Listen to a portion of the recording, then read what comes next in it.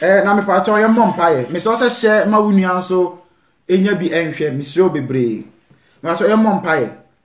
onyamtumfo otumi ade nyina ye udin ana ye yenka ede wase odi Yesu ema ye na sese ye nie no eba be che wo wasem ye hye wo se boaye ma nyansa ne nimdie na okasafo na no so obekasa no fane mu kasa no nche ya se ne so ye ntiase na ye hu awieye mrei ebra ya duru mu se bebetimi aboye homode na ya hye ye hode ne agina mu akokoduru awieye na sere wasem kasa de obetimi agema akokoduru awieye no aboche ewo homa no Erade so so share na kan ho abo wasemu eda wasese wotie empaibo bo wodoba Yesu Kristo Nazareth ne dim wadumti amen amen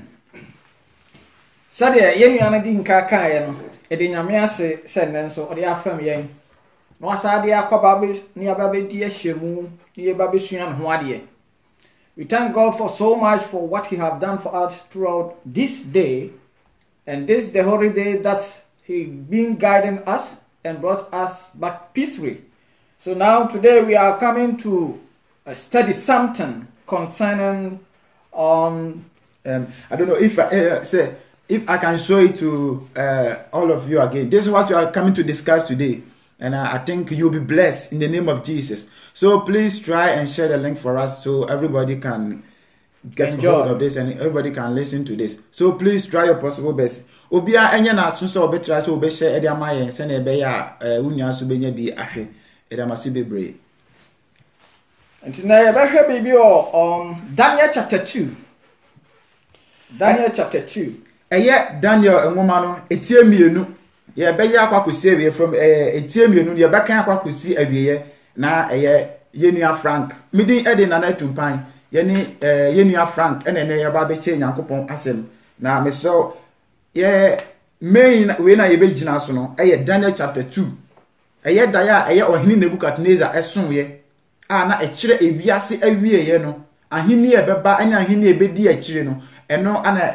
brother Frank ene ono so ba be chen na yate ase se ne be ya ebehu ba bia ya duru ewo wiase se no na enso etima fa ho na etima asesa ya brabo se ne be betimanya Kristo nanim adom eti me ba to Daniel ngoma no etie mienu efiri ntiche mu ba kono ekosi na wie ene de ba bedi dwuma no na me kan o se Nebukadnezar da ya son ne nchirase Daniel ngoma etie mienu ntiche mu ba kono o se na Nebukadnezar ahini afi etoso mienu ososo da ye bi na ne honhom ho yiran na nani soroi so ohwe Bible na adesua na odesha se o se Nebukadnezar afi edikan mu ada se toso mienu no oso da ye bi ebre oda no paso ene sen ohwe o kan free chapter 1 na oba kire se no ohine no ye ohimpon a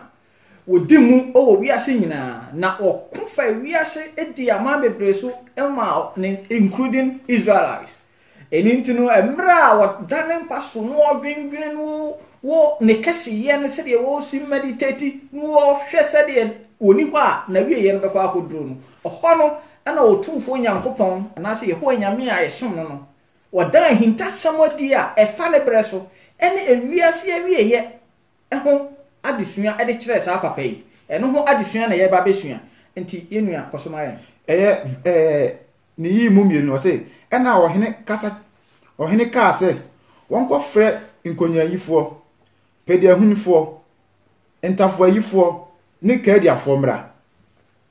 ebra wo so da ye no afei woti na ni obo pitira na se ne yam hye no na wo pitira no na afei da ye no kra free no muko bana no honhom no na eyira no homete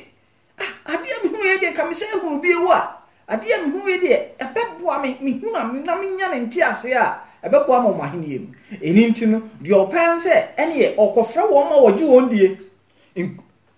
nkonyayifo magicians pediahunfo astrologers ana ntafo ayifo ne kadiafo mra mpanimfu a na say counselors wo mo tunufuo anim de anim hunhum nsem no wonko from mra na o mekire no daye no ene ne nkyirase na woba begina wo hene anim me to aso okay na o hene ka kire won se maso daye bi na me hunhum ho yira me se me kai daye no ne nkyirase o say nobody guide no ko frɛ ne nkɔfo yi ba magician, astrologers, counselors, wɔn ba wɔn bɛgyina ɔhene anim na wɔse anuanom megye di maso daeɛ nanso me yira fi me honhom yira me enti mi mo ka daeɛ no ɛnkyerɛ me na me mo ka daeɛ na menim sɛ mbɛyɛ mo betimi akyerɛ me aseɛ ɛyɛ verse 4 no wɔse ɛna kagyafoɔ no ka kyerɛ ɔhene wɔ Aramaic kasa mu sɛ ɔhene nyankwadaa ka ɔdaeɛ no kyerɛ wo nkoa na yɛnkyerɛ wo aseɛ unse asasem mystery una waso daeɛ ɛna wo pɛ sɛ wo hu daeɛ no na wonya ne nte aseɛ na wotimi di bɔ wabrabɔ na sɛ wotimi di yɛ deɛ wɔsɔ wo yɛ wɔsɛ me yira fi daeɛ no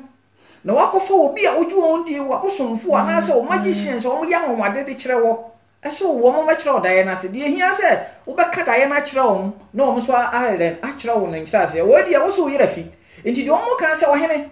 asomdwen kan nyankwada na mo kadaeɛ no akyerɛ wɔn ko a na wonya kadaeɛ no deɛ a wɔn ko anso bɛma wɔn te aseɛ yɛntie deɛ asɛm ɔhene kae na ɔhene bu ase kadiafoɔ no sɛ deɛ maka ara na maka sɛ mo ankyerɛ me daeɛ no ne nase a wɔbɛtwitwa mo mu asinasini na wadane mo afie sumina wohwɛ ɔhene na wɔ tumi wɔse deɛ mesia na mesia me yira fi daeɛ no mo na mo so mu yɛ nkonwa mo yɛ nsɛnkyerɛne enti ne dae mo nkyerɛ me daeɛ no ɛne ne nkyerɛ aseɛ na sɛ motumi kyerɛ me daeɛ no ne ne nkyerɛ aseɛ deɛ a ɛne na mahunu sɛ mo no mu yɛ ampa ntumi bɔ maba so na sɛ montumi ankyerɛ me daeɛ no nso deɛ a asɛ baako pɛ ne da hɔ ma no mo ɛne mo fiefoɔ nyinaa mɛtɔre mo ase wei no wɔkyimi sɛ no wɔhene no yɛ dan wɔwɔ tumi wɔyɛ powerful anaasɛ wɔka bi a yɛnane ani magicians ɔdwo wɔn di no wɔse so wɔmantumi ankyerɛ ne daeɛ no ase deɛ ɛne ɔbɛyɛ dɛn ɔbɛdestroy wɔn even including their families na sɛ mokyerɛ me daeɛ no ne nase a mobɛnya me hɔ akyɛdeɛ ayɛyɛdeɛ ne anidie kɛseɛ enti monkyerɛ me daeɛ no ne nase ɛne da hɔ no so wɔn tumi bɔ mmɔden a kyerɛ ne daeɛ no aka ne nkyerɛ ase kyerɛ wɔn deɛ a ɛne bibi biara a wɔn hia wɔ n'ahenniam biara na ɔbɛyɛ dɛn ɔbɛde bɛma wɔn ne nti deɛ wɔn so kaeɛ wɔbua bio sɛ ma ɔhene nka daeɛ no nkyerɛaseɛ ne mehyɛ mu redi bio ma sɛ wɔbua bio sɛ ma ɔhene nka daeɛ no nkyerɛaseɛ ne nkoa ɛnkyerɛ ne nkoa okay ma ɔhene nka daeɛ no nkyerɛ ne nkoa na wakyerɛ aseɛ wɔse na yɛsrɛ wo bio wɔdeɛ woyɛnim sɛ wɔ tumi woka wo nane ani ne yɛsrɛ wo ada sɛ ma wɔdeɛ wode ka daeɛ no kyerɛ nkoa sɛ meso daeɛ hu mehunu bi wonya ka no wie a wode gya nkyerɛaseɛ no ma yɛbɛkyerɛ w'aseɛ ne yɛntie deɛ ɔhene saa ka bio ɛsiane sɛ na ɔhene no wɔdwe wɔn mu di na wɔsɛ nim sɛ ɔno no akyi ne tumi biara ni hɔ ba no Onyankopɔn a ɔbɔɔ no so bɔɔ na asase a wɔsi hene to hene no na wɔpɛ sɛ ɔhene no hunu sɛ ampa wɔne nyame a ɔbɔɔ no na mpo no na hene no a ɔwɔ die no ɛhyɛ ne nsɛm ɔhene bua sɛ ampa minim ampa sɛ mo rebɛgye mmerɛ mo resɛe me brɛ ɛsiane sɛ monim sɛ mekasa a menane makyiri ɔhene no asɛm a ɔwɔka nie mia ma hunu sɛ mo pese mo waste me time ɛwɔ saa adeɛ yi ho me se me yira fi mo nkyerɛ maseɛ na sɛ motimi kyerɛ maseɛ deɛ a ɛneɛ mɛ bɔ maba so mɛ deɛ mo pia wɔ mahenia mu biara me de bɛma mo na mo so mo ntimi ankyerɛ deɛ a ewuo ne deɛ ɛda hɔ ma mo na nya mo nko a mo ma ne mo na fofoɔ mpo mo nananom nyinara mɛhwɛ wɔn nase verse ɛyɛ 89 no mepakyɛw ɛnɛ ɛyɛ Daniel chapter 2 verse 1 to I think say 49 and I can esua ade verse 9 was say sɛ mo ankyerɛ me daeɛ no a adeɛ rebɛyɛ mo efiri sɛ mo adwene atorosɛm ne naadaasɛm sɛ mo rebɛka no manim de akosi sɛ mesesa ma adwene sa sesi ya no sɛ mo bɛgyina mo tumi nkyerɛ ma sɛ ya mahu sɛ atorosɛm mpo sɛ metumi kae daeɛ na meka kyerɛ mo kora deɛ nkyerɛase da na sɛ interpretation mo de bɛma me bia no ɛyɛ false interpretation ɛyɛ nada ɛni ntini deɛ hia no sɛ mbɛyɛ den mo bɛkyerɛ ma sɛ mo ntumi nka daeɛ no nkyerɛ me deɛ menim sɛ mo ntumi nkyerɛ ma sɛ enti na sɛ mo sɛ me mmerɛ kɔpem sɛ mmerɛ no bɛyɛ sra ɛbɛsa kyerɛ verse 10 no verse 9 I say enti monka dae no nkyerɛ me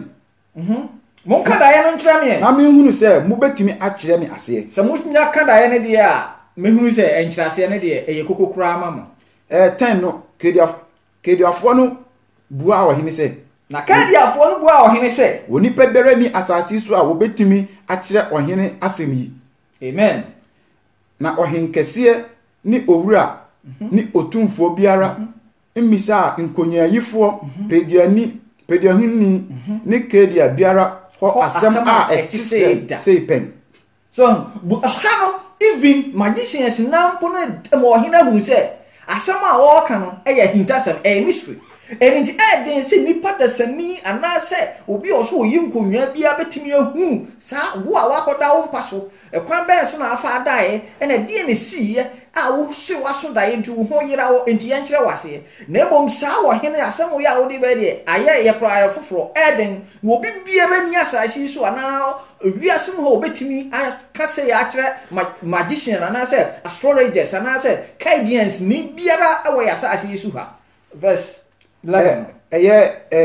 nchichemu du baako no ɔse na asɛm a ɔhene rebisa yi yɛ den dodo na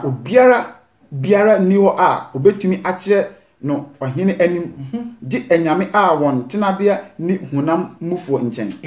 amen hana trawo sɛ a Christopher yɛ wonyame bi a ɔbɔ ɔsoro ba asase yɛ wonyame bi a ɛhinta impo magicians ɛhinta astrologers ɛhinta Chaldeans as a counselors and authorities what principalities e wo wiase no yɛ wonyame bi a ɛde ho ato no so a sɛ nyame no me no mienu nya ne ho gidie ne yɛ ho to no so de a ɛhinta sem biara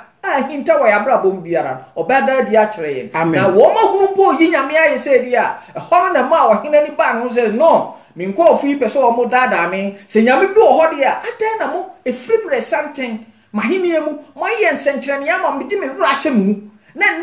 me aduru mra wo sɛ mo gye me ana sɛ mo yi me firi ma ho yera mu no ɛna de mo se gye sɛ nyame bi a wonni ewiase mo te bia de a ɛne mo nkyerɛ me verse 12 no yɛ nti ɔhene bu fui na nani break kɛse ɔsi yɛ nti ɛnbufuo kɛse yɛ den ɛbɛ hyɛ ɔhene Nebukadnezar mu na wɔka sɛ wɔnkum Babel anyansafoɔ nyinaa afei wɔ ma command wɔ sase sɛ ɛwɔ sɛ Babel anyansafoɔ ana magicians wɔn ɔyɛ wɔn so wɔn nim de no yɛn hye wɔn nyinaa ase ɛyɛ etidu miɛnsa no verse 13 no enti mmara no baa sɛ wɔnkum anyansafoɔ no na wɔnhwehwɛ Daniel ne ne mfɛfoɔ no sɛ wɔrebeku wɔn na embraba said the decree went forth that the wise man should be what? Slain. And they said Daniel and his fellows included to be slain. Ahano embraba said fe Daniel and nkofo ni nyana ngasofo yen say won no. Daniel nso ene ne nkofo ewo ho. Midinkaka said chapter 1 no wɔhene call Israel call kumfa Israel for no be ye no nko a entina Daniel, Shadrach, Meshach, Abednego, no one so into woman answer by Eba Babylon. Woman so ya fall no mumfa. Woman ya Babylon. Now, woman is shan set Nina me at to more Musintino. Woman ya power or hin and abam. No one go school. Woman ya swia for woman ya womusiadi. Woman swia a cardia for na mamra no woman yansa some nay. Said your man city, no one watching the apple in the Nebukadnezar. Now we are buying and I was say a set woman in a school for teachers you when you was say a destroy woman and to what share would declare when my order say young Kunsa uncle for you now verse 14 yentie dear a course way etidu 9 na Daniel de kasapa ni nyansapa ni ohene safo hene Ariok ofiri say worikokum baba ayasafo no kasa aha say ade was a Christopher esua bibi wa ha say eduru ba bi na say duru situation bi mu a edina wo say ye hu nyansa ene de wa ye nyame enam na sem kunkuru so akyerɛkyerɛ ye de fa so kasa eda emamuaye ba wo say ha na Daniel de kasapa kasaboko ene wo hem Anrock and I said Penia ye say young kuon akasai. Verse 14 on behalf of our brothers are not able to understand our local language, so I just read it. Verse 14. Then Daniel answered with counselor and wisdom to the Anrock, the captain of the king's guard, which was gone forth to slay the wise man of Babylon, including Daniel and Shadrach and Meshach Abednego. No, so on a bra what the kasapa and ne or hene kasaya no. Yentie verse 15 no die ekosi verse 15 etudu enum no. I say aden inti na o hene hye mra a eye din sei ana Ariel kan asem no kire Daniel. Was ha no obusa wo hene na ananusini no wonyanto was kasa asem ye wo hene kan di eden said the astrologers magicians for na kan the same thing entino na ama wo ma eden ehunu say no asem na eden nye nipa da sani biara na betumi aren akyerase na emom no gisedie nyame bi on so enintino osra say wo hene ankrop no say wonya den and she said mraye yedinti ena Ariel kan asem no kire Daniel na Daniel kokosre ohene say o ma no bre na wa kire no daye no ase. Amen. Kasapa emakoma toyem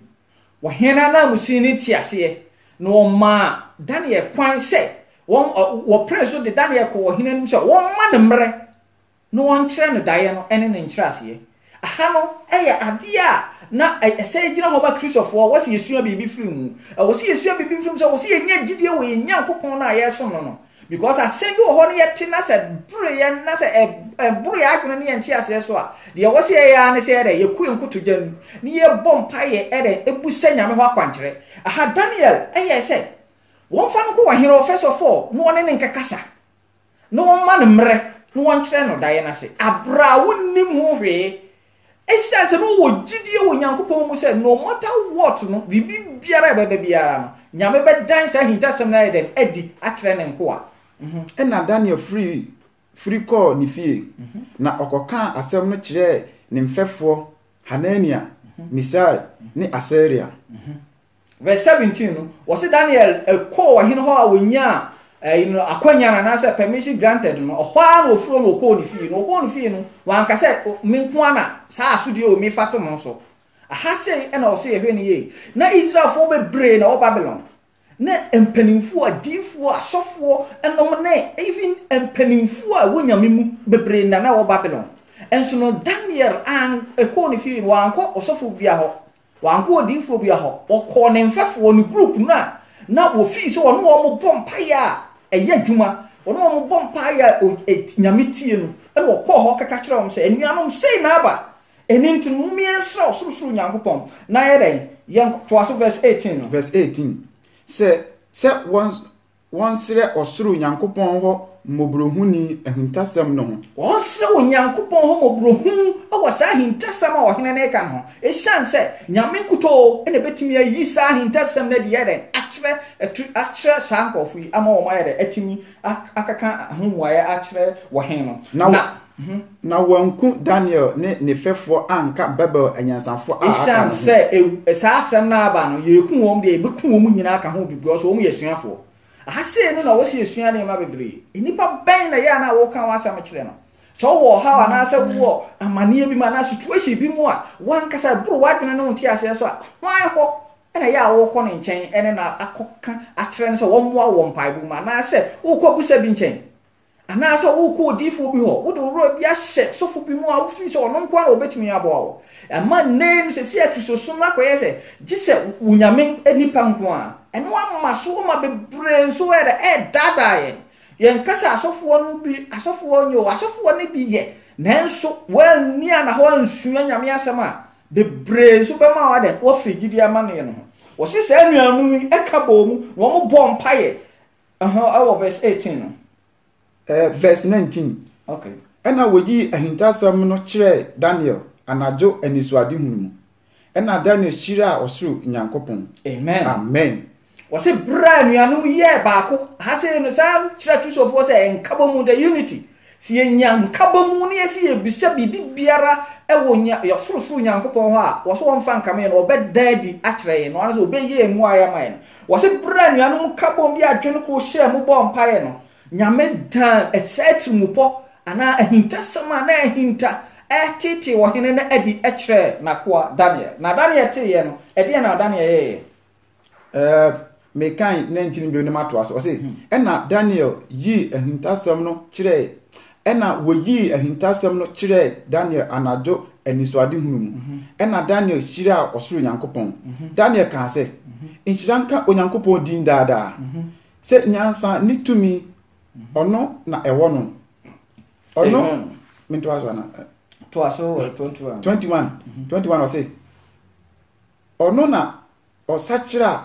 bre ono na osachira bre nina otu ahene na osi ahene oma enyansafo nyansa na oma won a woni nhunumu nimde amen wo se aha no Daniel nya Diana na se nyame dan adi kire na pe de di kan odi aseda ma ososo Nyankopon minu mienu emre dodo se ne nyame ye bibi maya na ye tie na ye yie ne na seda ma no esan se ye dia ye yie ni aseda be mawrade no ni ye ko difo ho ni ye ko osofo ho eye nanso no abra nyame ye maya na wo yenku yenkuto dwanim ni yemfa na seda ne na ye yie ne de ema no ansana yama obi obeno hu bi ate enti Daniel nya sa enihu ade susu na ape ena wo hira ososo Nyankopon na odi na seda ma no ansana impo wo contact ere ne nkofo ni nyanda ahwe na wo ji nyame aye ampanyame wo na to hene wo na asesa wiem wo na asesa mre na wo da hinta semadi ekire wakoa ehye don't forget say na Daniel no mo ye nkoa wo obo Babylon na so wo mto wo krom wo ye nkoa omu ye slaves na kwanya bi na nyama so omu mfa nsu ade na sa aruto ya na sa amane yi koto won hwe be se won ti nyame da di kire won ape na ode ya yeye ni aseda ma nyame verse 22 22 no oyi die emudo ne die ahinta adi oyi die ade emudo eburu adwene ne ntiase so no wasa yi die ahinta di se die Ecclesiastes chapter 12 verse 14 no o se papa oboni odi ehinte smase kra no o so Nyankopon eden beba atemuda verse 12 so onim de ewo esum mu na ha ne no na ete amen ete verse 23 wo meja num Nyankopon na medawo ase wayi wo mi yi wo aye sorry na mkan dim 23 no say wo meja num Nyankopon na medawo ase mi yi wo aye se wama me nyansa ni tumi na afei wayi die yesre wo akire me se wama yehunu wahene daye no wo se ahase ba ayeyie na no wo dan na dia enti nra wo dan nyame ase dai ni na ayeyie ne no bibia ma no wie no verse 24 no say 24 enu nti Daniel ko Ariok wahene ayi no se onkum Babel anyansafo no afei wo di nyame ase da ma no enti nipa wo gina wo muntam medieta no ana ase di wahene ayi no se onkum Babylon Babel anyansafo ni nyina no ko ni nchen ekeka se wahene okoko ka kire no se Babel anyansafo no enkuwon Babel anyansafo mensa won fa me ko ohene anim na me nkire no ase na me nkire no daye no ene ne nkire ase 25 ena Ariok ye intem de Daniel ko ohene anim ehyan se asem na baaye no obi biara ye ne ho obi biara ya se abase sisi ye nya ma order se yenku won eni ntine nipa wonum ho hwe ade no won kire wase no wantimi ana se won ka daye no nkire no anya wo so yenku no enti so obi betimi aye ama sa nkofo nyina nya nkwade a wo se sa ohene na msi no eye ntem ohare so ade Daniel ko ohene anim ehyan se waje sa ewuo ni nyina to no so se obetimi akira se ehyan se so wantimi ankira enkan hu se Daniel nkwa no bayeren obese no na okachire no se so okachire no se mahunu Juda atukofo no mu berema bi obekire ohene daye no ase okoya na ohene wo so ohene mahunu Juda atukofo no ma yekofa wo mo nkwade wo mo baaye no ba ko a wo mu no se obetimi akira wo daye no ne nkira se ni enti asema ohene nso kan ye ohene bisa Daniel ni din se ohene bisa Daniel ni din de Beltesasa se wobetumi akire me daye me sonye no ne nkirase wokodru ohene no wo se ohene Daniel no ankasa no wahene no asesa on din esan say din na Daniel no edmo a wo nso fa Babylon abosom name na say wo ho no name no e din na de to so nti Daniel no sesa no be en Betsasa nti do wahene no ka say hey Betsasa obetimi a kire me daye no ene ne nkyirase yenti ya asem a Daniel kan 27 Daniel bua wahene say ehuntasem a wahene ribisa no enyansafo pediahinfo nkonyayifo nyankonkyerefo rintumi nkyere ohene verse 28 nanso onyankopon bi wo osoro a woyi ahintasem adi na wokyere ohene Nebukadnezar de erebeba daachi na wodae na wani suade a woda wo mpaso no wohunu yanu nie enminu agina o se Daniel sha ase na na so ohene sa wahinta sem na so woda ya wo so ye no magicians, astrologers, Chaldeans obien ho obetimi aren akere wase ebo wiase ho nipa biara ye se wonde onimde ohwehwe wiem kwohen bahen obien ho obetimi akere na mmom no adia na woda wo mpaso wo dwendwene anasa wo meditate wo susu de beye wo mreso enne se mpo woni ho a de beba anasa de obi oba beti wa de na wo ye no enna verse 30 no verse 29 aha ohine wodwene nyoma pi wo mpaso wodwene nyama bebre e wo mpaso die yei achi ebeba no ho die ebeba se kire after se wuni ho no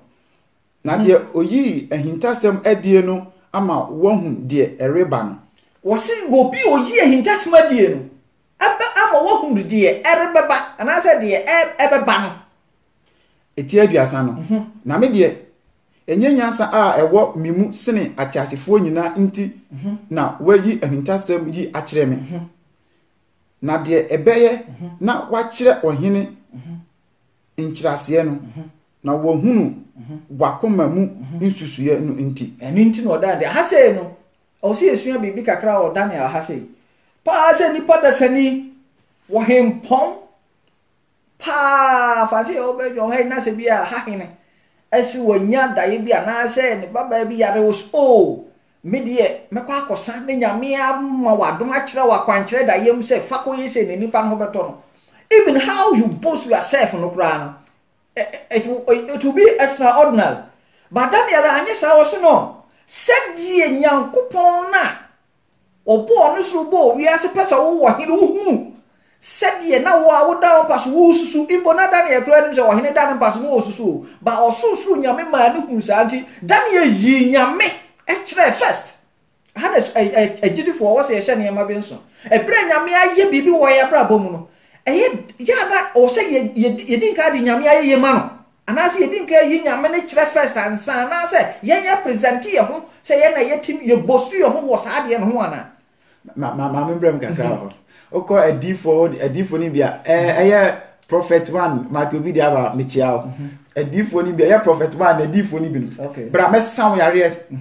mama ho atọ ebuka tum ka say mobile money e fa to my use mame na frame na me no nkasa so eti edifo ni be ndi o mo di ka ho ayere ye to mo so ansa o mo di ka bo so mo ho ansa what you say but to aso and also e me fan say enfom so of course I was say manya me na wo dum ye sa ma che de na de ye da na di kire ansa na ye kura mpo na ye den apa eno ba say show so na munyam nti Daniel ye sa no ansa na wo ka aden da ye verse 31 eduasa ba ko okay wo hene wo hwe na hwe wo hene wo da ba so wo hwe na hwe ohoni kese bi nie ohoni ni so na sa ohoni no so pa na wo hran shen no so hran ehre no na ye de kire wo de di kan no sa ohoni ni eso hran na efen so pa me to aso mami kan bi wo hene wo hwe na hwe wo hene wo hwe na hwe na ohoni kese bi nie ohoni ni so na wo hran shen na eso by tre ejina wanim na ehu yehu ohoni nu nie ni tiri yesikapa sa ohoni na hu ye ni tini nyina yesikapa god na koko ne na basa ye dwete ne koko ne na yi se no silver ne yafunu ne nasene ye kobre mfrafrae ɔse na ne furu mu se no ne bari no bronze 33 nasere ye dade na ne srɛ no ebesi ne nan ankon no ho no mu nyina ye dade ne nan mu bi ye dade na emu bi ye dote so ohwe ne nan soa no ebi ye crane ni iron na aye afra enti o si bi ye dade ebi ye note 34 wohwe ara kosi se obuo bi a nsa biara nkura mu ti bebo ohoni nenan a eye dade ne dote no na ebubu muhu wo se ebra wo he no da wo paso wo hu sa honi no afedu honi a ni tini ye gold na na se ye silver na ne afrum no ya bronze na efri na ya se ba ne nan no ankon no so ye dade no ene ne nan so adu no so ye dade ne na tue crane adi afra na wo ho no oso hwe ye hu se ense ebu bi ense biara nkutem ebe hwe honi no ne na ase na eden ebubu muhu 35 ena dade dote kobre mfrafrae dwete ni sika no bubu muhu prekope na eye se ahuhu bremu ayupore bia so ntete na mframa sesa koe na won hunu won bebiara biu na obo a ebo ohoni no ye bipo kese na eye asase nyina so ma amen sa honi sika honi ne na ade dade ne notie ade afra ne ade nyina no wo so ho wi se ebu ense bia nkutem bobo ne na ase na bubu muhu no afedie aisha emframa bi yere ebo hote asase nyina echi so na ebu na ense bia nkutem no ebe ye kakra na fe fa asase nyina so tos woyɛ anigi sɛm woyɛ nkwanse hyɛm na anenkyerɛsɛm no a ya ɛbɛba na kyerɛ sɛ saa ɛboɔ no ɛne yɛn a Christopher wɔ ani da so ɛboɔ no ɛna yɛde ho twere no a yɛwɔ da nkwa ɛboɔ no ɛne me no mienu ɛni nti yɛpere ho anɔpa numrɛ ɛsɔre kɔ sɔre da na sɛ yɛsue nyame asɛm sɛ yɛbɔbɔ braba a ɛtene na saa ɛboɔ no ama yɛn so yɛden yɛtimi anya baabi atwere verse 36 no daye no nie na yebeka ne nkyase enso akire wo hene afei wo ka o narrative story no a picture wo hene hu sampa wo wadro wo mpaso na de nyame dan na di kire wo ni no afei ye be kire o minim se ye wo ana se satan no minim se wo hene bokiteza bro wo ka daye na wo ka afei na koma ne honam nyina yeren adwodwoe afei wo ba fom abufu ahye ne mu afei ne ho ayira no nyina no wo se sign ebe dane ni pa foforo kra enti adusua no kwa we behu se ampa wo se sign totally na afei no ya de anwaso bi a ebe kire se me no mienu ye nyankopon na yeso no se timi so no gidie no kura mu a no matter what I say yes slaves awa busuam yes slave o man yes slave baby biara no ne kania no bedi enum kan ne ye be yenkunumtefo amen Daniel etimienu ntitemu eye aduasa eye nson Daniel etimienu ntitemu aduasa nson ana me be kan yi wo ohene wo ye ahene mu hene wo ohene ne nchi asa na eba no wo hene wo ye ohene ahene mu hene wo hene wo tumi wo hene wo kabia yansesa no osuru nyankopon de ahenie tumi ahoden ne enmonyam ama wo saa tumi a wo ni nyina eye wo suru nyankopon de obo no so bo na saase no ama wo de ahya wo nsa na bebere a nipa ma bebi biara nipa ma wura mu muwa ne ewiem no ma te ne ewiem bebi bia akra te enkwa wo mu wo biara no wo hene wudi so wo de ahya wo nsa na wo de edi na wo de edi won nyina so wo ni sikatire no afei saa gold na uhunu saa hyen no saa etire ye wa hayi Nebuchadnezzar na henie no saa time no Babylon representing the gold no representing the Babylon but so be the bebe kakra ono ne sikatire no Nebuchadnezzar no ntini ono nyame de ewiem enipa baby biara akrati asefo wo biara no nyame de ahye saa wo hene Nebuchadnezzar nsa that time no Babylonian Empire ono na conquer 21 providence ɛwɔ no na wodi so yɛn to aso ɛyɛ 39 verse 39 na wachi na ahenie foforo bɛsɔre a enuru wodie no wo a woyɛ tire no woyɛ gold no a ɛyɛ Babylon ahenie na wodi so no ɛno no ɛhyɛ aseɛ wɔ 612 to 539 BC was it ɛno no BC na no before Christ before Christ so before beba so ntino be say before Christ okay thank you brother Kwame before Christ 612 to 539 BC before Christ ntino na wo hini wo ye wo hina wo tumi anyame de ya show nsa na wo enu achi no ahini afufro beberen ebeba me toaso me toaso mai na echie no ahini foforo besore a enru wodie no ne ahini a etoso miensa foforo a eye kobre mfrafae a ebedi asase nyina so verse na 14 no say na ahini a etoso nan no beye den se dade to boase ahini a if after the gold no ahini e beba no ye silver no representing Medo-Persia no so ebe wuru ana so ba to obenya atumi no 539 to 301 BC 539 to 331 BC ansana Yesu beba before Christ enti honor chino eno no bronze silver no enti Nebuchadnezzar free ho no gold o ahenie no call from no nyame de ma ahenie foforo na sa ahenie na Medo and Persia amamienu na beka hia mu akonka Babylon enti ma sa akuro no amanfo mienu no enyina be di Babylon so from that time of 539 to 331 BC before Christ verse 40 na ahini a etoso na no ana waka na ahini etoso na verse 40 na ahini a etoso na no beye den se dade verse 39 verse 39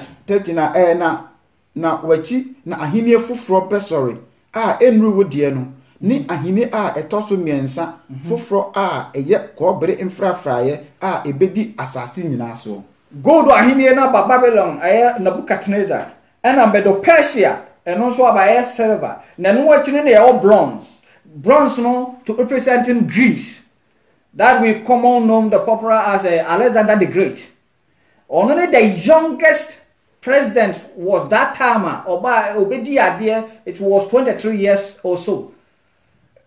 And now one also after the silver no one no rule empire no from that time na Greece ene won mo ayehu sesi ni nyina no ono so beginning wono na henie no ye 331 to 168 BC and Alexander the Great ono so be den obewuro ewo ewiase nyina ono so no ono so ekuta tumi pa ono so ye strong and I say enu gina ho ma bronze representing Greece empire. Okay, 40 no verse 40 that Daniel chapter 2 verse 40 Daniel chapter 2 verse 40 na ahini a etoso na no beye den se dade ha say no na o kire say ahini a etoso na no eno so beye strong because say the sinim dade sifa na say iron say the iron city no enye easy to break it enti sa ahini no so na eden pa na sa ahini no etoso na no so no representing Rome eno so no by starting ebedi ade 168 BC to AD 476 ena yawo yaje nkwa Yesu Kristo AD 476 into this kingdom no sa Roman Empire no and I say Roman ahiniye no so bedi ade from the 168 BC to AD 476 birth of Christ. Verse 41 na metwaso menye said ye wuhunu nanne nanso a emu da bi ehor 40 me boa na ahini a etoso na no beye din said ade na said ye dade pubu na eyam ade a eboso nyina no said that ye see ye den netimi say bibia no saa ara na ahini a etoso nan no bebobo ahini a edi kan no nyina saa ahini na etoso nan na ba ye na de ye Roman Empire no na eye ho odene enti Bible say ebubu ahini ni nyina bra wonase wobi obaba bia no da bukete za de Medo Persia mo ba ye hu say wo ma konka wo ma faso enti no soft na bronze about Greece Alexander the Great ono so ababefa no ono so akonka eno so soft but we there was so ordering to oba no was say ahini na aka na wono obon ho ni nyina mpo no edua wotu ase a ni hina anka 41 verse 41 na said ye wo hunu nan ne nanso a emu bi ye odwonfo dotie a na emu bi ye dade no ebeye ahini a emu apapai nso dade din ye no betenamu ha say no say you see addition chance you iron and crane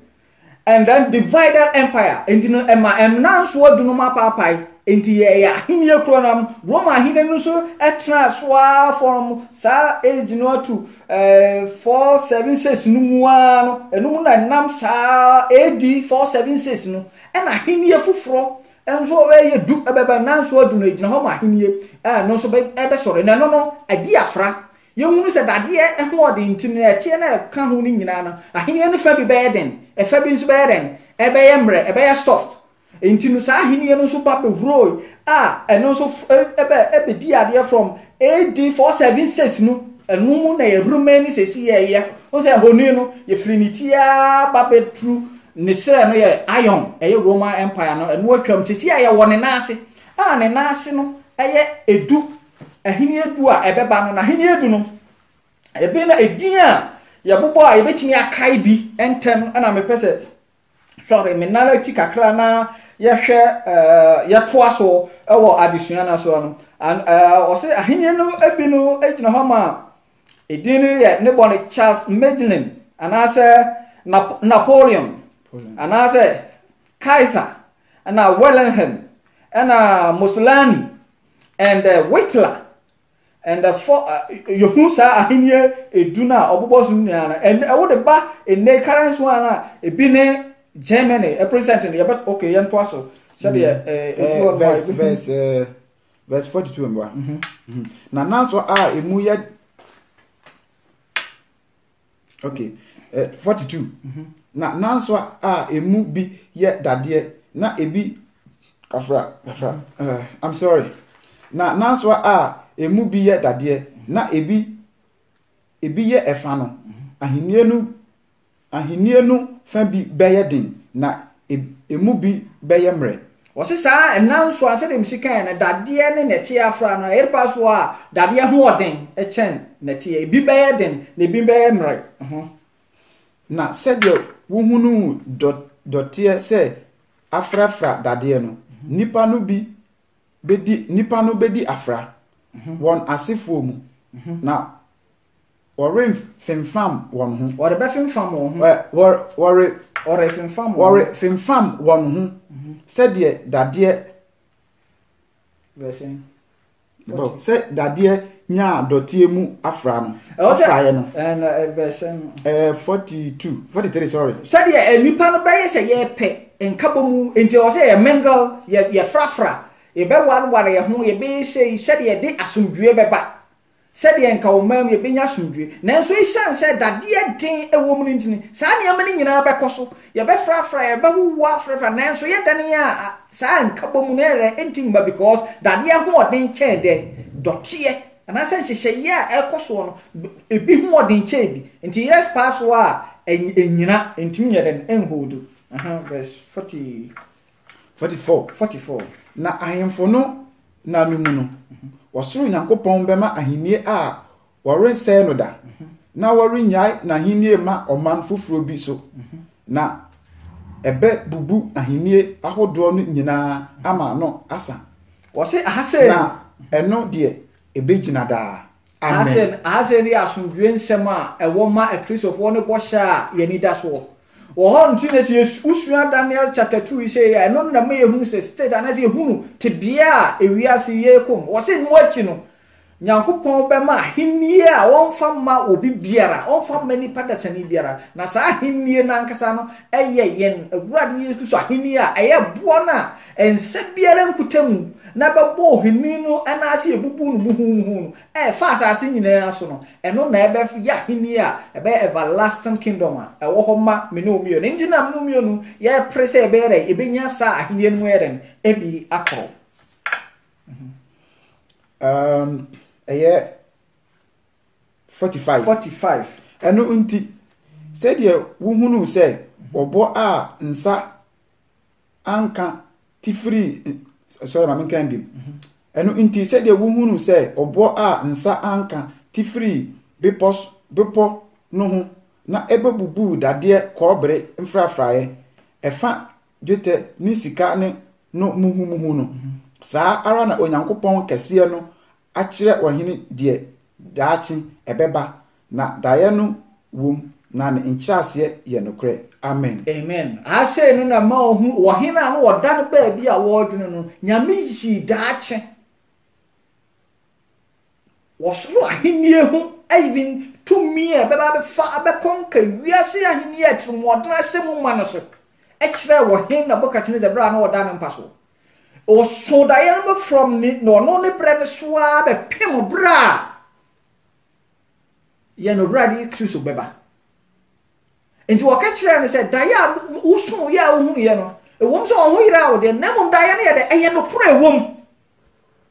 na etwa sɛ ɛba ɛhyɛ sɛ ama ewiase tumifu a nyame de tumi hyɛ wɔn nsa sɛ ko wɔn mfa ɛmmɔ ewiase no ho ba no wɔn de aniɛden ne anytime tai nyame ba nti o se nyame de na henie na eren ɛbɛfa asase nyinaa nti wani ani da so ho ma me ne omienu eni nti ye sɔre anopa awianumre ɛkwa sondem nti se ye kwa sondem na se no agye se gyae se ye penyame foforo bi adi na kyidie a ɛne yenka hu se na henie na ɛba no na henie na ɛba no ɛba sa da na se yenka ho ahenie na ɛba no ɛne na ye na ya exclusive ho ayren Ephraim verse 40 aye ahane ye tama ohine Nebukadnezar ebo Daniel abaso no verse daye no wa kire no daye no ene ne nkyira ase ene ne bibia dem awie eninti na mepe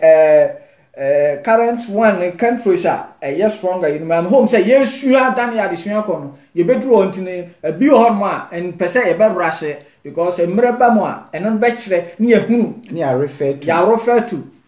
Daniel chapter 2 no because Daniel chapter 2 no and Revelation no usua prophecies na e ma wo hunu ewiase te bia yewom ene abrabo a wo so obo ene anamo wo so otu na hunu se wo mfa ho ntu nipa so na se wo mfa ho ntu ye leaders wo mudi anim so wo ye sofo so wo ye mampani so wo ye hwan na mo wo be focus wo adwen se de wo so betimi abo ho modin biara na saa henie na ebeba no nso wanya mu akọ eno ene okristo ni bia abotae eni ntu na mre koso na yesua no ye behunu de aka na na se entiase a wosi nya awo ye kristo so anamotum na Daniel ka saa de no nta na Nebukadnezar ka bibi kire na nyansafo ne se magicians and astrologers ne se mutimi kire me dae no ene ne nkire ase de a mebo maba so mu benya me nkyɛn ayeye dia na say reward ena servant akwa no mfanin yakofa na baaye watimi abekire wo hen ene ne dae na se ne entie abasobode ana say ensakire be na banya Nebukadnezar mu awo sabra na wo chapter 46 ekon eye Daniel ngoma etimienu ne yi mu aduanansia no eno ose ohine bo Daniel abaso eno na ohine Nebukadnezar di nanim butu fom na okoto Daniel ebra Daniel ka da ye nyina kire na se yewie no ohine Nebukadnezar ofri na gaso wahimpon akoto sore Daniel abasobɔ no kora ma no afi wa somete no ho wa brɛ no ho ase ehunu sɛ no wɔyɛ akoade na nso bibi ehye no mu no ɛso kyɛn wɔ no a ɔkɔfa no from ne kurom sɛ wafa no sɛ wɔyɛ akoa no nti ofiri n'adwa so ɛhwe fam wɔn nyinaa kyerɛ sɛ sɛ yɛde ho to ɔsorosoro nyankopɔn so a state a iwom biara no matter how say wunim de sɛ wo sika sɛ oni sika sɛ wo bi sɛ oni bie enipa bɛyi watwene de nanso onyankopɔn bɛpɛgye wasi ma pɔn bie bi a ɛbɛburu nipa ɛne n'adwene ɛne ne ntiase so na ɔka sɛ wɔmɔ no Daniel aduane afɔdeɛ ni ohwam afɔdeɛ ɔhwe ase ɛsɔre na nekeko obi wo ba fɔdeɛ ase na osi ba fɔdeɛ fa sɛ ba sɛ wo ba fɔdeɛ na sɛ yɛsi yɛ ba fɔdeɛ kora wa sɔre ase general sɛn yɛsi esi yɛ ho fa na sɛn yɛsi bɔ no fa sɛn yɛ ho si pray fa wɔhwe fam sɔre na wɔso no wɔn mmɔ na fɔdeɛ Daniel wɔn mmɔ na fɔdeɛ nso wɔhwim afɔdeɛ woka English na ɔyɛ worship nti wɔhe no sɔre wɔsom Daniel amonom wara sɛ nyame yɛ biribi ma yɛ ne a sɛn ɛne yɛsi ɛde ahopopo ɛsom no anaasɛ yɛ worship na ɛba sɛ yɛ sɔre na yɛ ne yɛ show sincere kyerɛ sɛ nyame ampa deɛ wayɛ ma yɛ no yɛni sɔ ɛna dae bɛn na yɛ awoso na awoso dae na wo nte ase a wokɔkɔ nsɔɔto bi obi anaasɛ wowɔ spiritual father bi oba review anaasɛ wo kaka kyerɛ na ɔbɛkyerɛ wo dae na ase ana yɛ wo nyame bi a woso dae na yɛrɛ fi ɔno abɛsa nam na wɔn akwa so ayɛ dɛ aka o am wo because na Nebukadnezar so ne dae no ne yɛrɛ fi yɛ na wo pay no wan kasa o me kɔ me nyankopɔn wo se wo ma oju won di ɛyɛ magicians astrologers so mo yɛ wɔn spiritual fathers kad enti wo mo na Nebukadnezar di won di ɛna ɔkɔfrɛ wɔn bae but they were failed wɔn bae no so wɔn antimi anyɛ dɛn wɔn antimi ankyerɛ wɔ hena se ba Daniel nyankopɔn na ɔde ne ho ato no so no amen wo yi ahintasema die no ɔda adi kyerɛ ne nkoa papa hwe kwa wanka won sɛ na won fata no nyame wɔ bibi pa bi ma wo amen de aka me no mienu sɛ yɛbɛgya yɛ mu ama no yɛbɛsalande ne yɛde yɛ ho ama no sɛ awurade wɔn fa yɛ koraa na wɔde yɛbɛyɛ adwuma a ɛbɛboro even mpanimfoɔ ahemfo empo atumfoɔ a wɔwi ase wɔn adwene wɔn nti ase so Daniel eti mienu yi mu ɛyɛ aduana nso no ɔse ɔhene ka kyerɛ Daniel sɛ ampara munyankopɔn yɛ anyame munyame praise God hallelujah ɔse ampara munyankopɔn ɛyɛ nyame munyame ne ahemfo wura ne deɛ ogi ahintasɛm adie amen aha Nebukadnezar obosonsum ni menka no sa wɔnyi nyame ni wɔgye ewiam nsakraeɛfoɔ wɔmɔ takrayifoɔ magician wɔwande a wɔmɔ yɛ ne gye no ɛna de wɔyi nyame ayɛ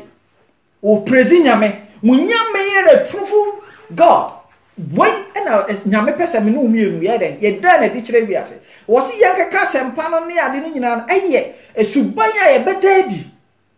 ɛwɔ afoforɔ mu ama nipa hu sɛ ampa yɛyɛ kristofoɔ ɛno no nyame no nyame yɛ den ɛda adi so wo da suban pa di ɛkyerɛ opponent a wonim sɛ wɔyɛ kristoni a ɔno ankasa yi nyankopɔn ayɛ amen nyame te soro a na yɛyie ne anigye ayɛ den ahyɛ ne mu ma ɛni nti no abasobɔ biara a wɔsɔ wɔde ma no wɔde bɛma afɛ nipa hu a na they were shocked sɛ wo na nyame ayɛ ɔsa amen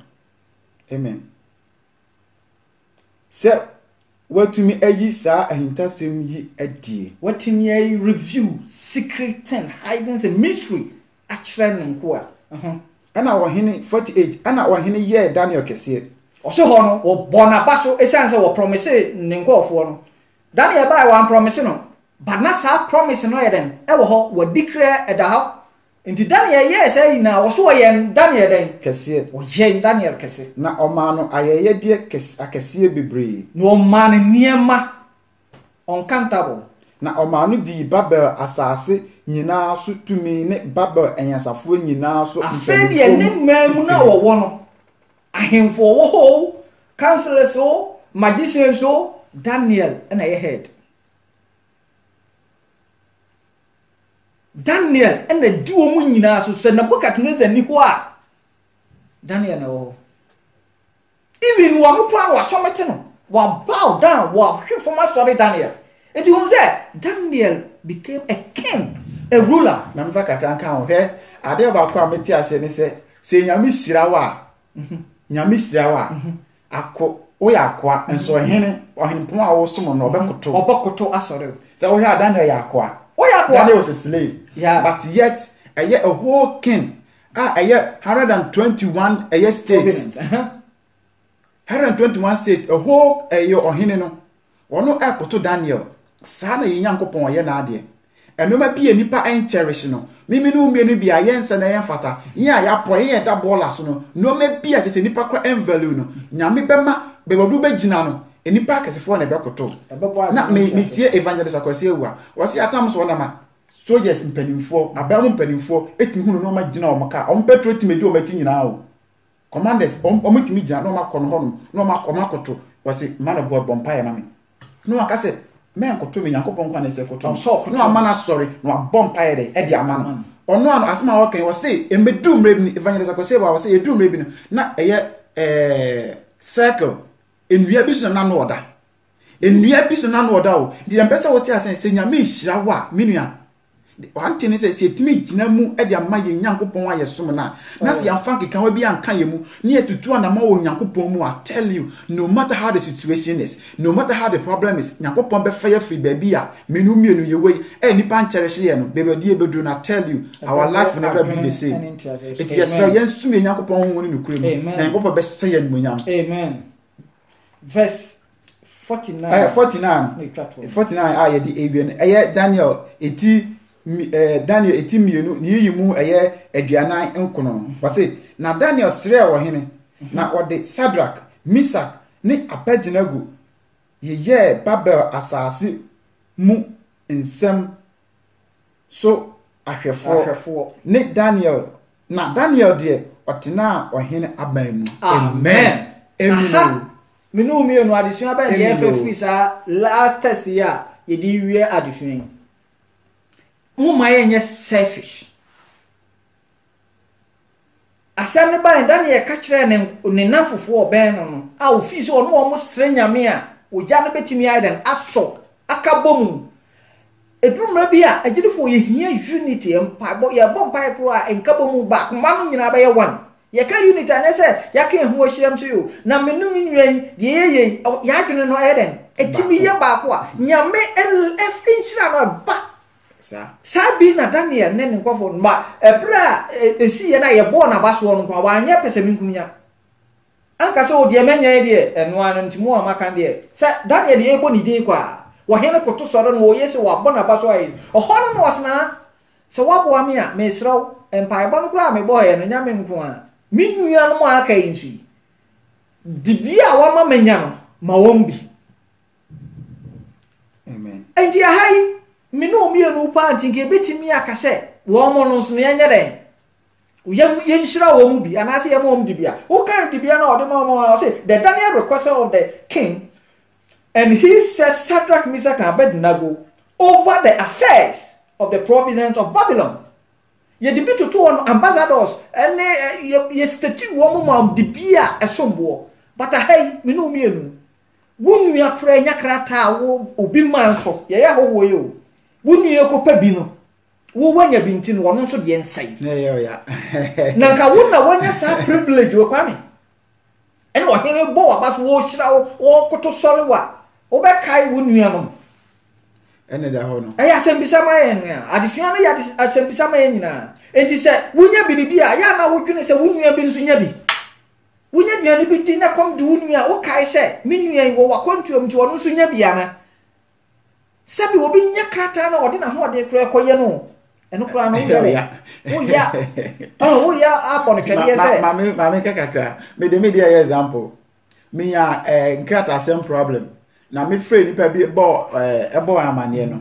sa wo sika sa wo fun so ene sa wo sisire no I felt say as like odi me ho fel so what you say yeah me feel say like nipa no dey odi me ho fel so what you say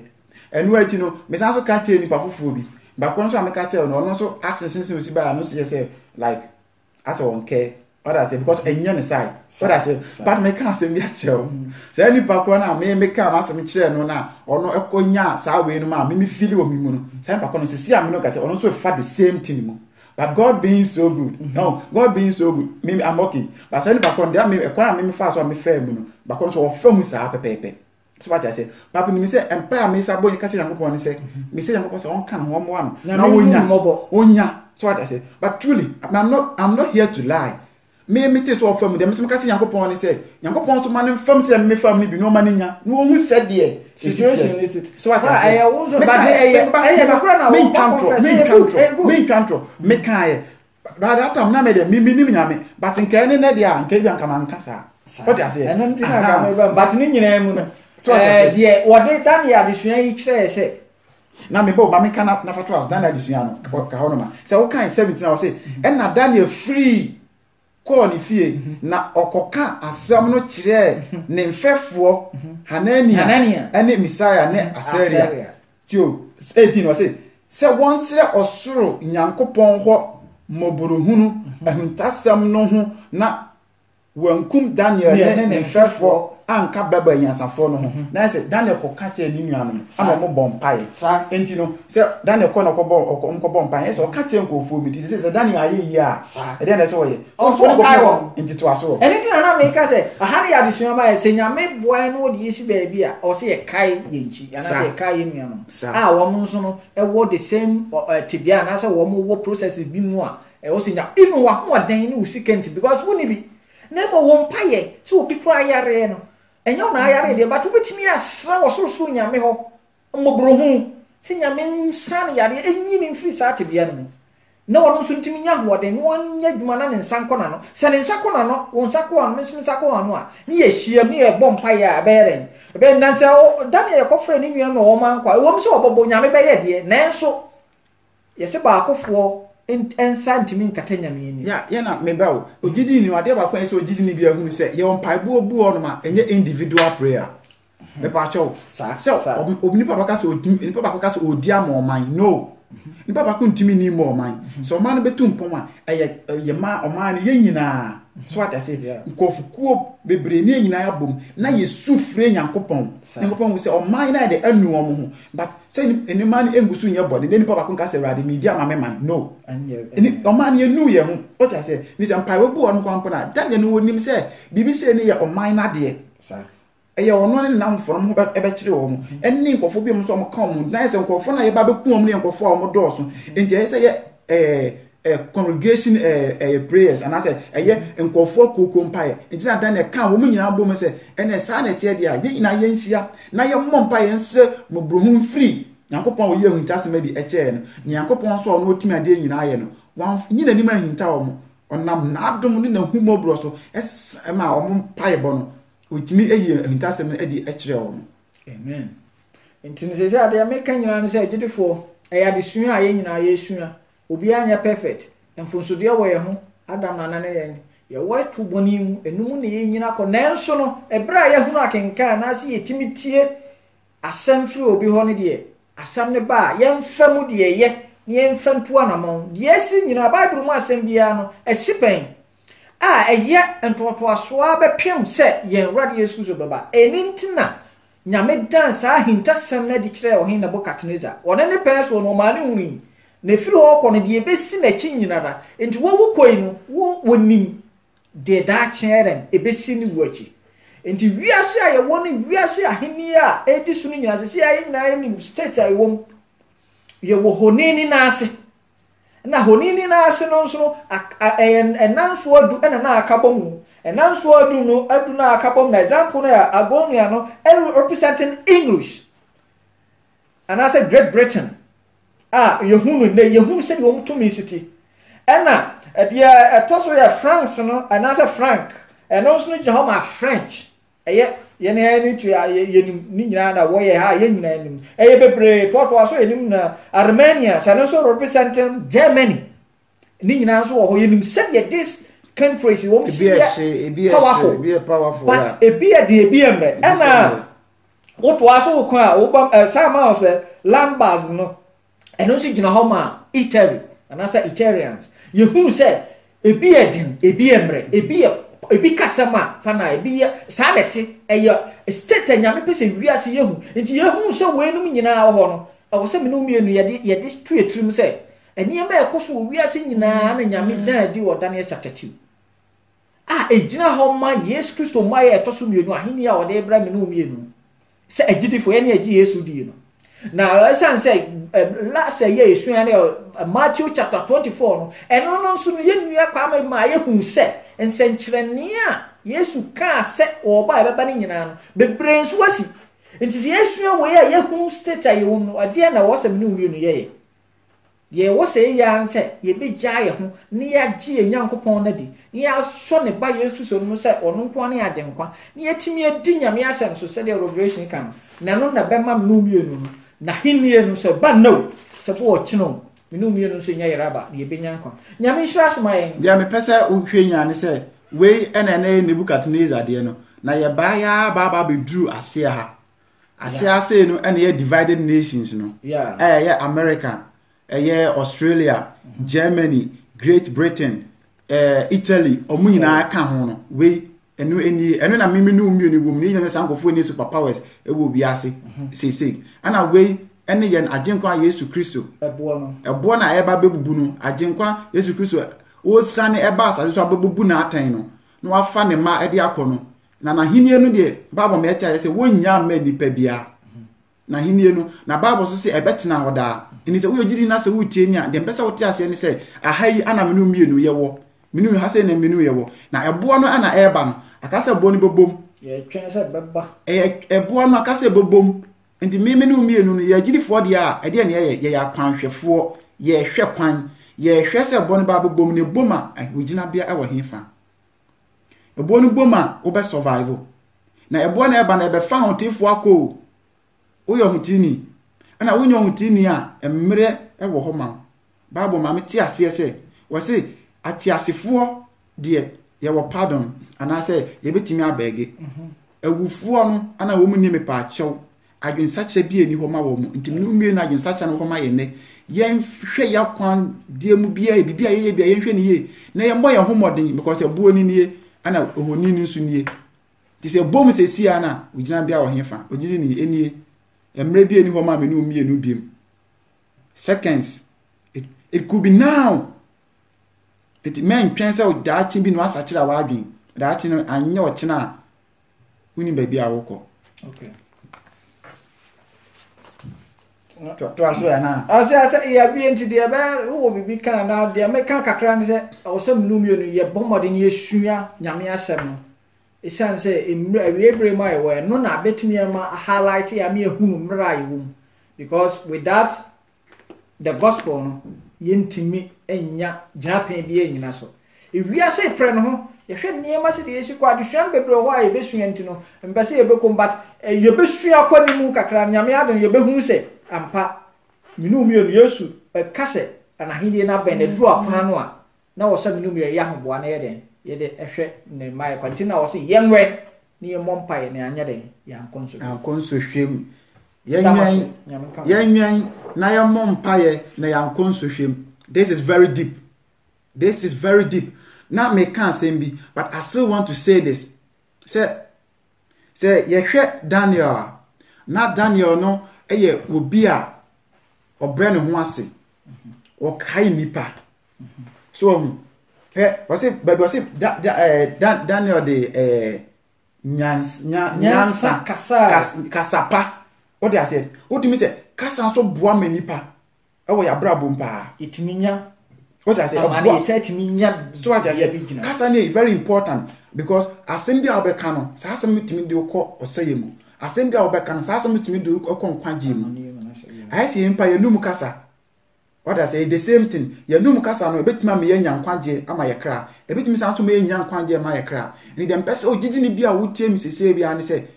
baby a wo tosi ni bia no make sure say wo bompa ya obesi Yankopon say erade wa hwe wo ho hwe ma me cho atam to bi kan say mo bi entan wo bi meyi wani so ade oni so entertainment wo ana mpuna entan wo bi meyi ma wo wa ka say if you examine yourself utimo say ha say na me tosi ni enti make sure say wo bompa ya no wa say yen aginkwa Yesu Kristo say baby a wo tosi ni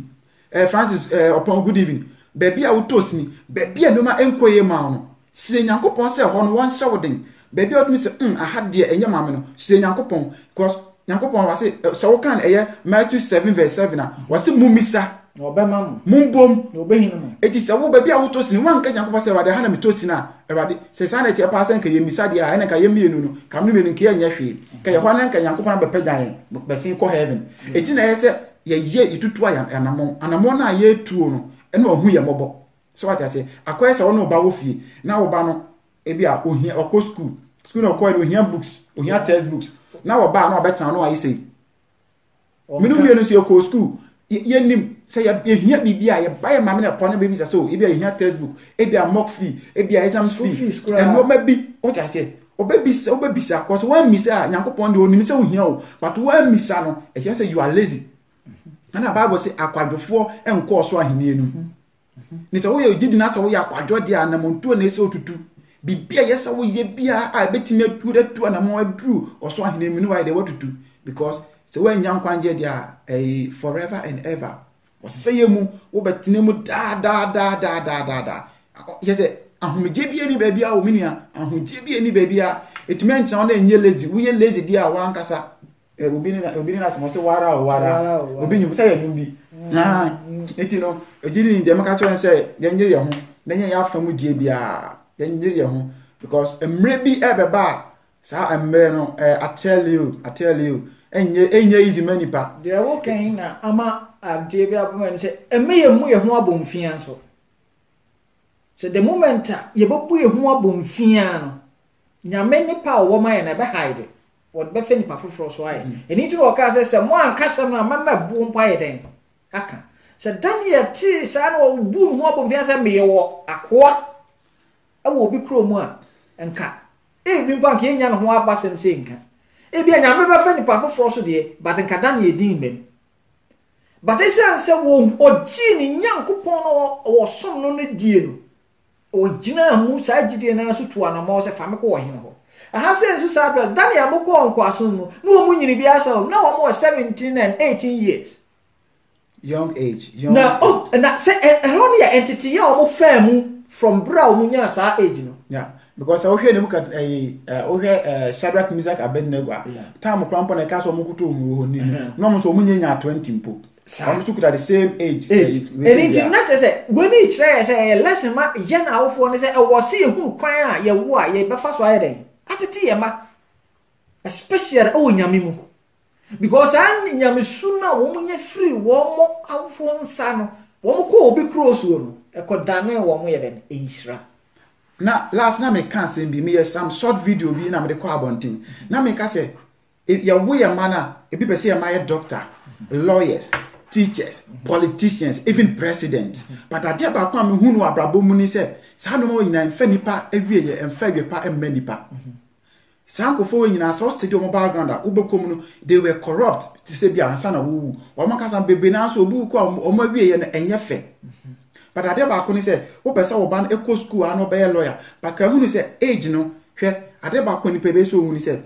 Yango Pombo, we ask no, see if you. Whether you believe or not, that is something that is real and it's reality and it's happening. You will be when you're just a second was I see so.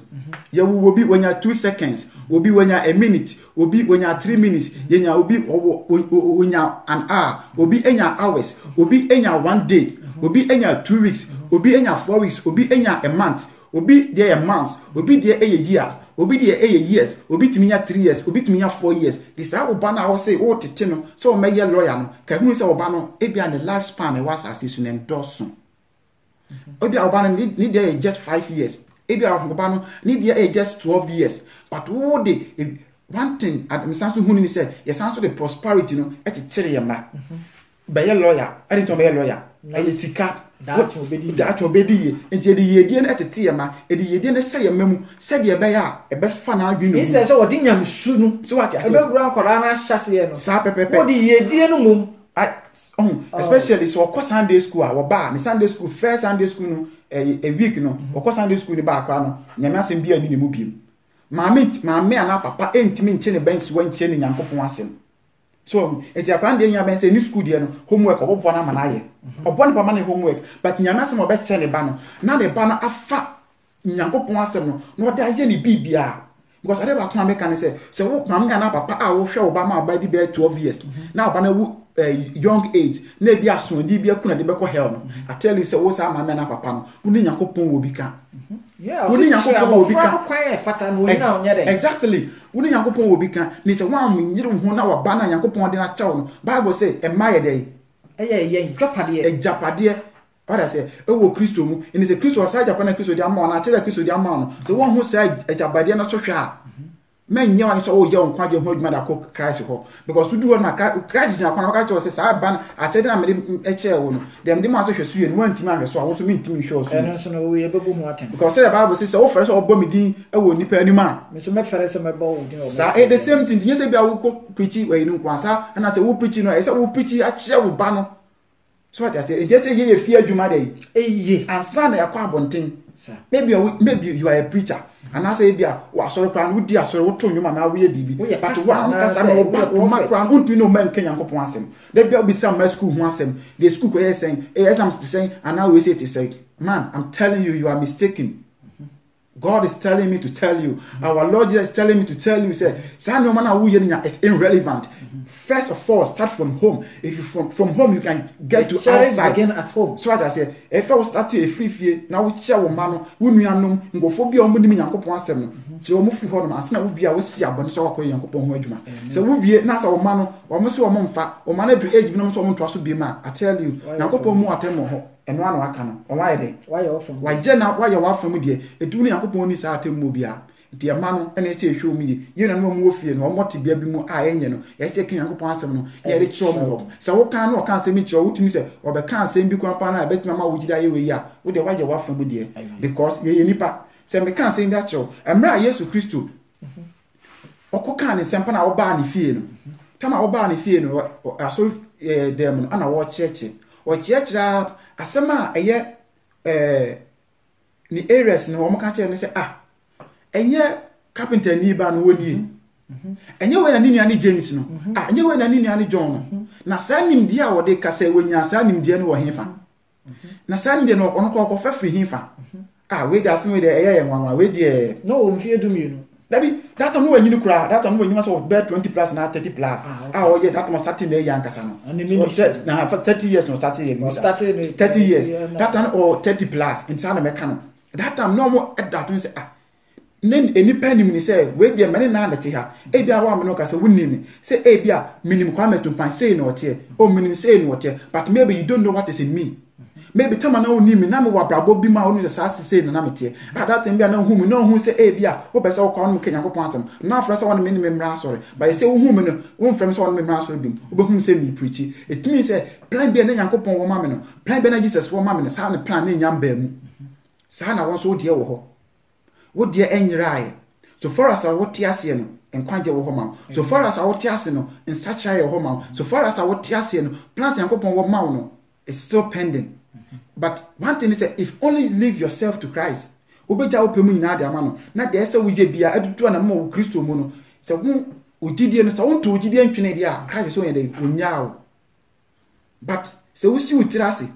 wo fere Christ no ho asem nko ade a last na me kana ha say obu ono ma wo ba na se pichi krampo na video be sha mammo fo hu se bia wa hwe preaching no wo fere so obe share. So what I say, but I tell you sa she na wo she na ye nshira de mam eye nshira de mam because one fere so obe share Yankopon asem na ekom de bia asem me kan say obi e be ba be preach bia there is one person I will not sa preaching no it goes for him onu nti Yankopon ma ye betena ha sa onu nti ni se wo wan share ma se Yankopon ama se ni ba kono we nya sa message na e be office wo de nya wo dia wo se ni ba kono nya sa message na Yankopon be be say free wo yes office be is irrelevant and I say be hu nya oh we dia there but I tell you said the Ecclesiastes chapter 12 verse 14 was it bibia aye bia de be ho atemo bebem it mean say be Facebook de Yankopon fama atemo Facebook de wo ye bi o Facebook bia baba atemo wo de opa na fe na di matem ba dem be so tia sense de be ba atem mom ni se wo di nude picture eto so na obi hu na sa ni ba bi sorry wo ko twa a picture be to so na se ni be ma hu no mo follow no mo like na obviously ba wo ya de mapa especially ye ne ma bi na mo wa atinyam no o mo twa na wa be to achi obi tumi ye na ho style bi na se enye sexy na attractive na ma saa no mani nya ye bone e wo Yesu Kristo mu saa no mani nya wo de nkofo bebre e na ye ko hell ye o meba bi wo no ma o makọ no ye dai e ben wo mu o makọ no wo he ye ndi se o mo hwe na wo twe wo ma in spiritual realm no ade bi enipa de wo focus e ko no ano na ye etwe wo e ko hye be bia wo nipa de ni focus wa dwe ni otusu e bibia de ko no in spiritual realm ho na etwe wo ko hye e ko hye eni se bi enipa ko no ni de ye adwaman a in spiritual realm wo ana wa twe se nipa ko na akwa hye ho wo se nipa ko no wa nipa ko ni di mo we nipa ko no sa nipa ko ni bonsam enti bibia wo ye no Facebook no ma bia wo ye no especially waso wo de ko tie no ma bia ense wo de no Facebook wo be kan sem bi wo ho no ni nyina be ba atemwo se wuni ma se me bo ko ye didi o de ye bia na be ba atemwo Ecclesiastes se wo so nyina wo betuma kan Ecclesiastes 12:14 wo betuma kan wo ho no ete ye bibia all secret things bibia wo ye bia de wo kan wa koma mu nyina be ba atemwo de se wuni ma ene de chase ne hu chase se wo besua so what I say one thing I like say ye ba na be pichi bia wuni main topic no at times no that is something that everybody want to know but see bia sa meka na say eye supplement nyankopɔ mu nken kasa ba sa meka bi beti ase supplement no eye mfrofro wa ana de ka echi no eno so the message ba so what I say eno na di message ba eno na di no ma bia ewo nipa what I say no na guide na say baba mu so what I say additional e but what I say e di bibi ewo e di bibi epian say sa no ma we na wo ho a e so wo free ho obu on ma ne de ye e bia pese menkum ya e bia nya atwom eno ma bi ase why no kan animu ma nya sompa so what I say sankofo ni ho ho ono pese obi ahu se on de we good but wo ko ni mu a animu apro na kuma mu no ma bi wo ma akwa se gata achoki ewo 1000 years ewo ni mu se gata no se one monpa na ya jinkwa iskuso anti sa gata na egbo mu achoki sa 1000 years na egbo mu na epro e de wo kwa kwasa underground e de wo ko se mu e de wo kwa amane bi ma wo beti wani na is too late for you. I tell you wo beti wani no na is too late for you. Debi ameka me se wo nye ogidi ni a enye masem so especially so person obeti a enye masem but me nua Kristo ni a wo gidi ese ye na jinkwa Yesu Kristo ebewu ma me no mienu na ne papa ne eye Nyankopon no sa ogidi ni we na me ne wo kasa wo sa ogidi ni we na pesa wo tie ase it's never too late obie ni ho he yen se kan boni bia ye di che wa ba bia no ba wonum ye di boni ye nye ye di boni akese pa iniquities so what I say iniquities boni akese e bia boni no ko kwa boni e ka to kwa ba wonum boni sa boni wo ntimi nye but enu nyina ya ye bebre ya ye pa but nyame bi age yen enti ye hye ne ho no madom ye hye ne ho no Bible say onkoso anu onwo ayen so what I say ye human to me find go heaven and no we can when human to me find go heaven what I say but when human be to me go hell because so we ye ni nyina officer wo ye ibe na bibia hide wo mu sa dum bi ene humo bra bi an free baby ama de bi ase ye bone de wo di wani hwe ye bone de wo di wasum etie de bone brew so what I say ubetime tie preaching na me wa the same preaching no so what can you mebu wa akoma mu e de tie preacher no na san so de ko bone mu unim ho go pra FN pakorum kasa because say unim ba kwa say nipa o minim no ntino officer bi enu ano no unim etibia bi o so what I say but because of say be unim no ntino wa fa no ho na ade jeje but Nyankopon efa memenu mienu bi yan ya practice say no ye ne Nyankopon epe say o kaya eye tama Yesu ba asase no wona ma no okopie Zacchaeus ni fie and say Zacchaeus yeah okopie ni fie and Zacchaeus later no Yesu ka tene se enne na nkwanje aba fie na Yesu eba na no hu se Yesu di no Zacchaeus no so no wotia to ohwe ni pa doma edi Yesu achi a oba no wo di agro a even obi kura betie tia no hu to wo yentam se ne metum de ka kofre asendua na sa asendua na e wo direction baby e ho na Yesu fa nti wo no dimrika dru ho na ofro ye no Yesu dru ho na wonu no woni mahinta se wonim de beba ne de ma wodu ho na ogina e na osmasa and how more dying been to me come for who do na apa hwe ya opera wo de si fom bra na nda wo fie e na meda oh e kire nyame nim akoma before no to be you made my day help mama feel wa kan say mo mama feel keke unim at times you feel say bia ye ankasa ye pe e na bi ye de ko nyame fie oh that asema bra Frank e kan say Zacchaeus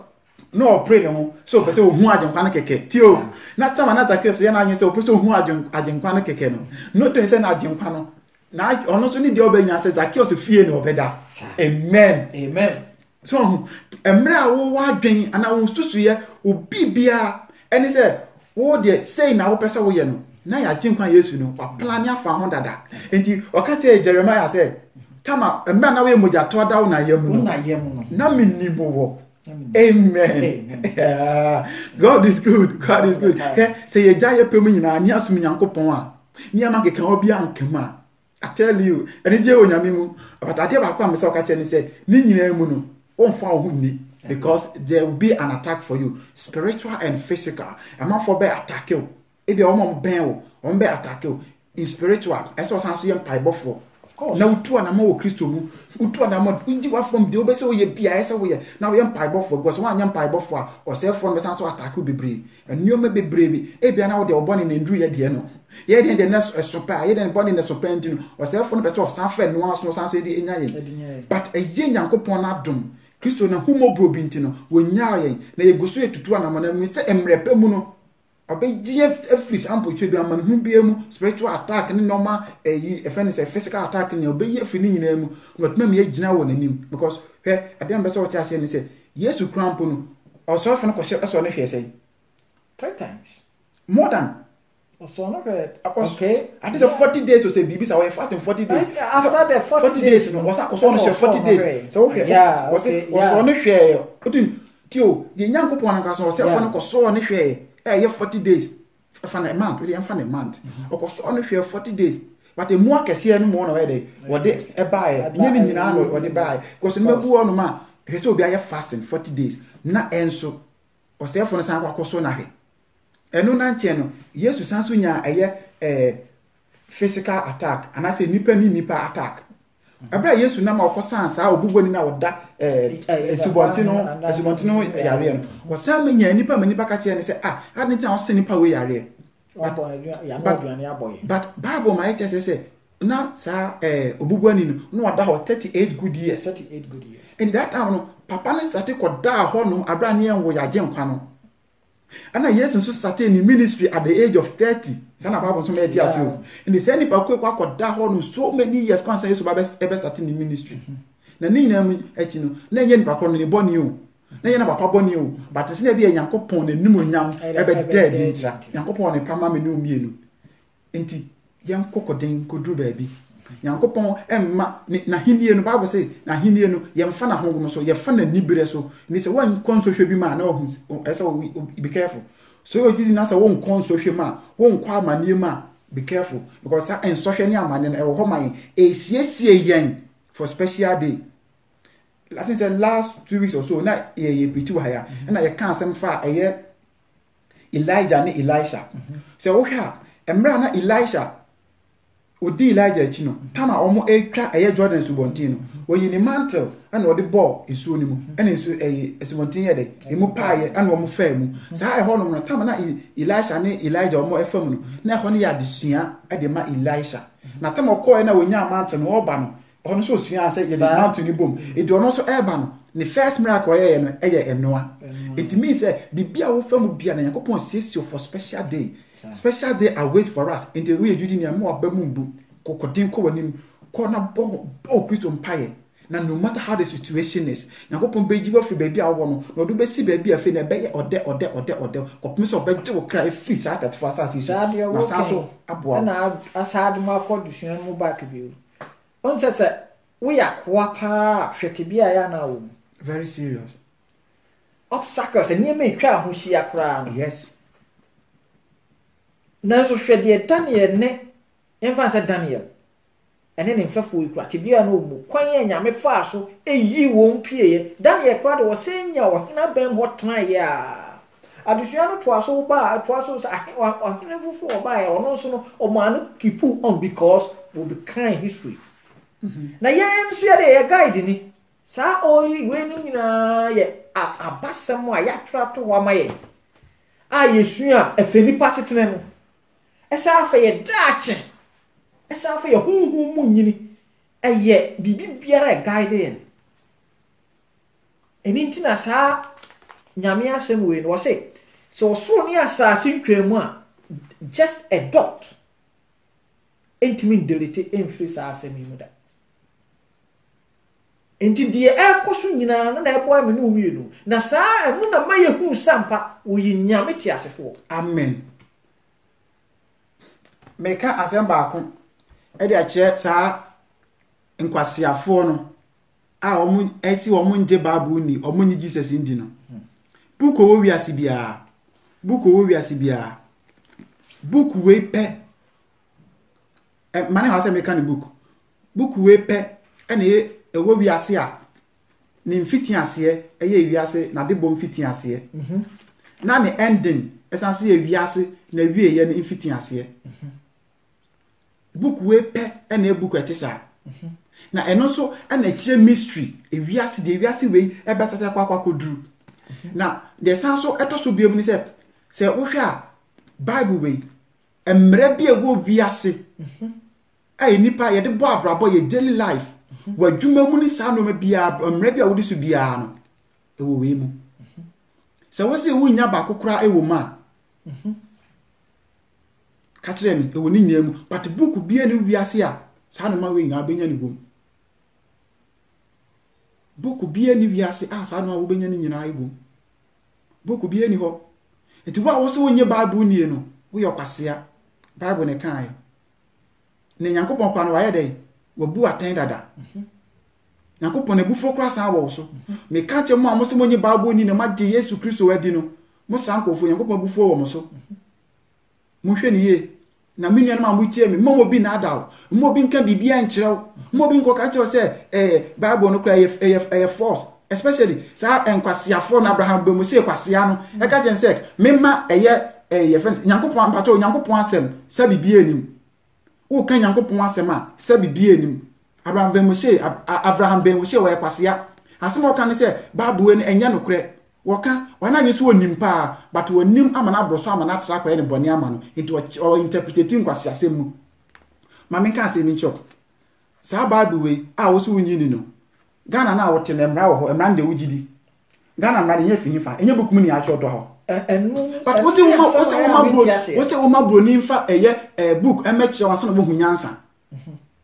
oma ya wotim no ye de mra na ye adwuma omra ni nyina so constitution ye de nye book afra constitution enye book ni a cho ya cho ni adot na ye de ato ho no ba sa no ba ni nyanso be sa nya no bible mu na bible so kran so san so hye ne ma ene gay ni sa no manya nipa eye ni sa no mafia nyina no bible na kasa against se sama ni nyina beba sa no mani nyina nye enso nipa accept eye no ho adwuma ene yentimi nkan against but Nyankopon asem na e de be kon kwagem e de betimi agina babiye ne nyankwaja ma ekra ne nipa bi kaseti etia mo san ko funu nyamo yankwasiafo demakan edamase this wasn't part of it but de nyam pese me ye na maye no enti wo no ma men doubt me men kan bibia wo mu because bible ne kan wo se de wondi Nyankopon ya so bu nyam ya sem bia no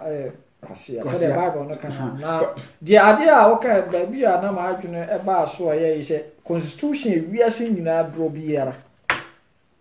ye nya free 10 commandments mu ses no anya memra nsem du a wo de ma ye no emu ses ebo nipa ho ban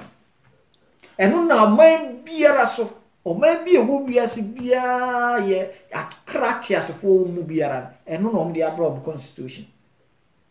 but enai na fenya me ho ne de enipa buye ni egusua even ni enane ye no ye obi kasa kra o se nipa suro ye nyonku nipa chen Nyankopon of course adentra because emransem du no ensia na nyame de ma na bo nipa ho ba na enipa dia adro ye constitution na ye yi leaders so o mo hwe so se de nipa ye be follow no eno ye onna won than our creator yeah hanna wasem no mi na ye ahweye because Bible no yɛ fa sisi yɛ ya ɛno na kyerɛ biribi ya wɔ se ɛyɛ kanea edi anim awiane anadwo ɛna saa yɛ guiding adeɛ a guidance kyɛ sɛ ɛkyerɛkyerɛ yɛn ɛboa ma yɛn mo ntuo biara sɛ ɛyɛ to so mu na sɛ yɛ daily life abrabɔ mu nyinaa no ɛno na kyerɛ me yehu ti sɛ mɛdɔ me nua a mɛtan me nua a Bible mu yehu enti adan na wɔ sɛ ignore saa Bible yi ni yɛkɔpɛ book bi anaasɛ ade foforɔ bi edi ade a yɛkyerɛ wɔ school no so atwerɛ no wɔ book mu ɛne deɛ wogidi deɛ ɛkyerɛ wɔ school no book no yɛatwerɛ ɛne deɛ wogidi baba abo deɛ wɔso ma broni fa deɛ mɛkyerɛ nyame hyira mo ɔnka mo ho na ɔnhyɛ mo de mepatɔ ɔmoma yɛ mo mpaeɛ onyame tumfo a wotumi adeɛ nyinaa yɛ Kristo odin na ayɛ yɛnka yɛda wase wɔ homɔborɔ ɛne obambo a wode ma wo ma deɛ ɛkyɛn so ɛne deɛ ɛboro so yɛn anka yɛn nsɛmpo sɛ nka ɛbɛda fam na nka watietie ayɛ so wode wɔ homɔborɔ ne wadom bi wode adom yɛ sɛ yɛntie w'asɛm na yɛnka w'asɛm ɛnkyerɛ yɛn nuanom na yɛn ho baabi a yɛto sini ne yɛnsesɛm firi yɛakwanbɔne ho asedanka odin daa yɛda wase sɛ ɔnam ano so na ndi no makyɛ w'asɛm yɛsrɛ wo obi bia wonya akwan etie yɛ Awurade sɛ nipa kɔ no ɛma ne nhyira ɛmbɔ no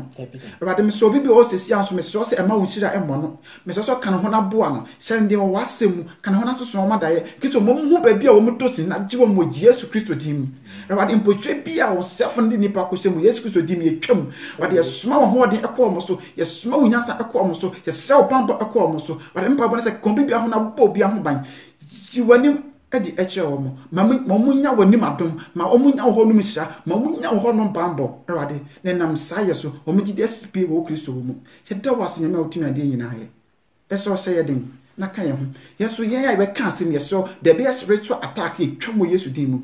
yɛsɛ hɔ nom bambɔ yɛsɛ hɔ nom adom sɛ ka nkoa ho na boa yɛn na hyɛ yɛ den wɔ w'asɛm mu yɛda wɔ ase so ama opportunity sɛ yɛn yɛnsɛ na yɛmfata yɛnka wɔ asɛm ayɛ ne na sɛ nka wo din nyame tumfoɔ ɛwɔ wo dɔba Yesu Kristo Nazareth ne din mu adom ti amen